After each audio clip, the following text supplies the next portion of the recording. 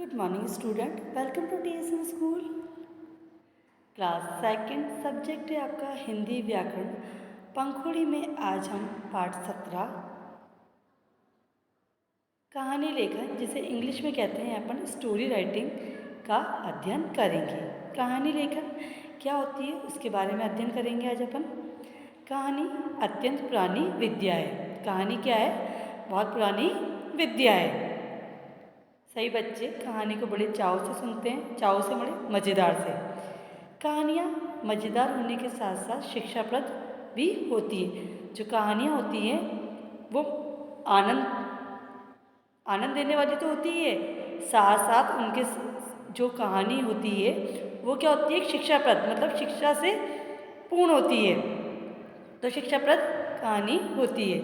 कहानियाँ सरल व स्पष्ट भाषा में लिखनी चाहिए। कहानियाँ कैसे लिखनी चाहिए?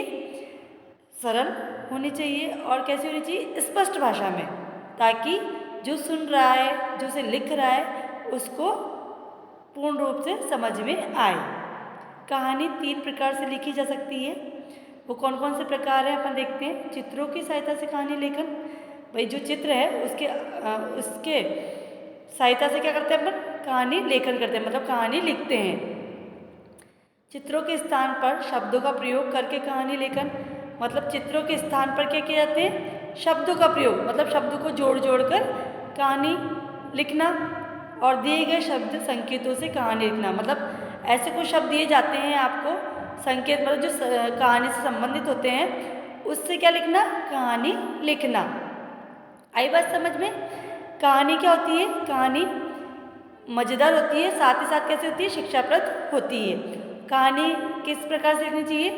सरल और व स्पष्ट भाषा में लिखनी चाहिए। उसके 3 प्रकार बताए हैं। कहानी किस किस तरह से लिखी जाती है? चित्रों की सहायता से, मतलब चित्र दिए जाते हैं आपको, उसकी सहायता से अपन को कहानी लिखनी होती है।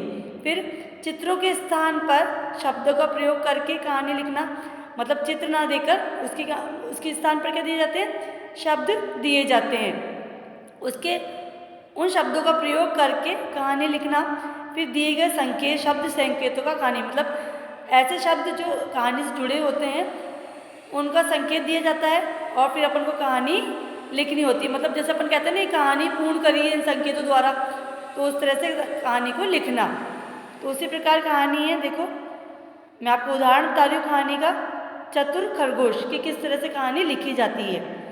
एक जंगल में एक शेर रहता था। वह प्रतिदिन पशुओं को मारकर अपनी भूख शांत करता था। मतलब एक जंगल था, उसमें कौन रहता था? शेर रहता था। वह प्रतिदिन मतलब रोज किसको मारकर?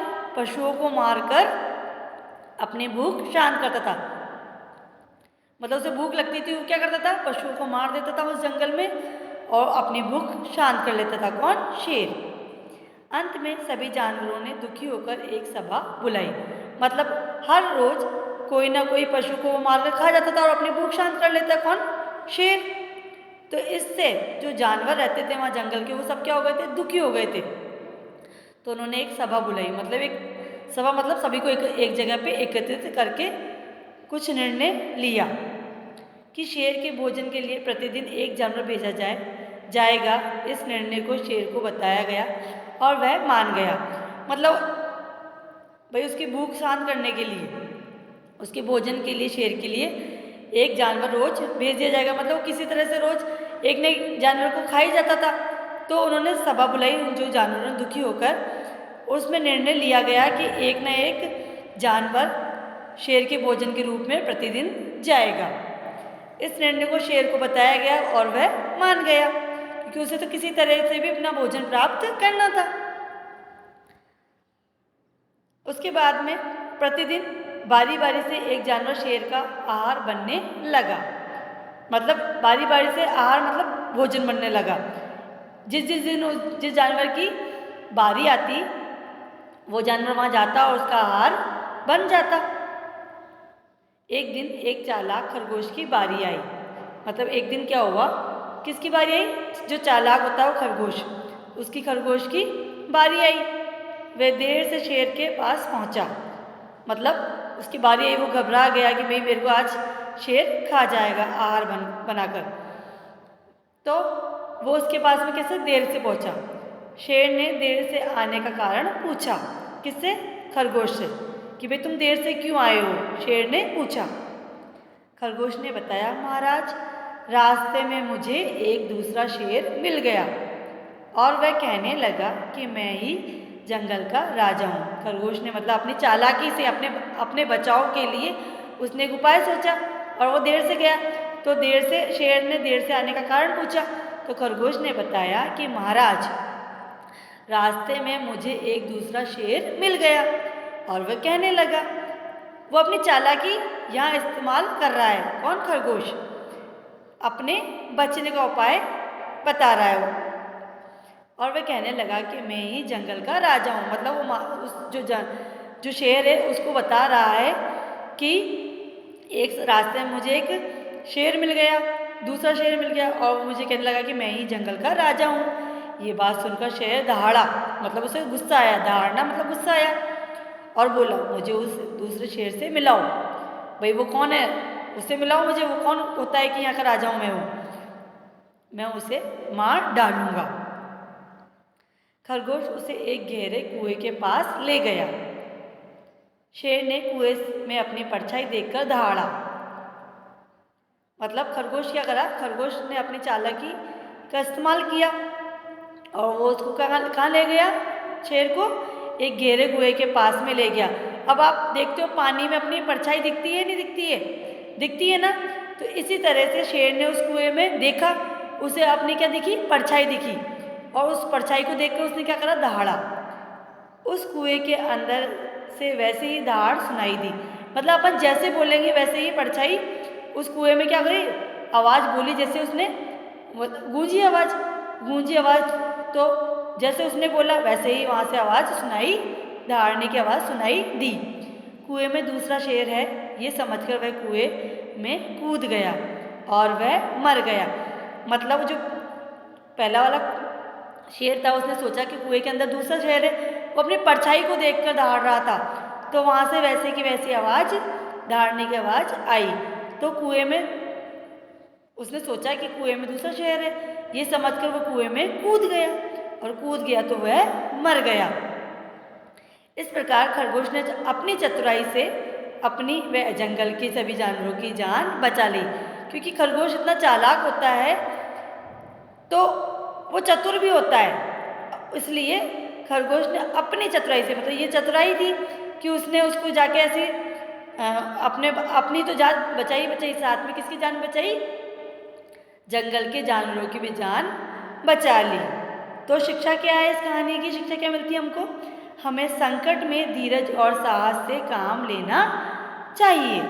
मतलब कैसी भी परिस्थिति हो, कैसी भी कठिनाई हो, जहाँ हम धीरज और साहस से काम लेते हैं वहाँ पर वो काम अवश्य बन पाते हैं और किसी न किसी रूप से उस कठिनाई को टाला जा सकता है।